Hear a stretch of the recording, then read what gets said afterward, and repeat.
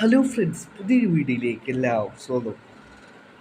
Durand കപ്പിൽ ചരിത്രം കുറിച്ചു ഡയമണ്ട് ഹാർബർ എഫ് സി. ഫൈനലിലേക്ക് കടന്നിരിക്കുകയാണ് Diamond Harbour F C. Semi ഫൈനലിൽ ഇമാമി ഈസ്റ്റ് ബംഗാളിനെ തോൽപ്പിച്ചുകൊണ്ടാണ് തങ്ങളുടെ ആദ്യ ഫൈനലിലേക്ക് Diamond Harbour F C qualify ചെയ്തിട്ടുള്ളത്. സെമി ഫൈനലിൽ ഇമാമി ഈസ്റ്റ് ബംഗാളിനെ തോൽപ്പിച്ചുകൊണ്ടാണ് ഫൈനലിലേക്ക് Diamond Harbour F C qualify ചെയ്തിട്ടുള്ളത്. 2-1 ഡയമണ്ട് ഹാർബർ എഫ് സിയുടെ സെമി ഫൈനലിലെ വിജയം. മത്സരത്തിൽ ആദ്യം ഇമാമി ഈസ്റ്റ് ബംഗാളായിരുന്നു ലീഡെടുത്തത്. 4-ാം മിനിറ്റിൽ അൻവർ അലിയിലൂടെ ലീഡെടുക്കുകയായിരുന്നു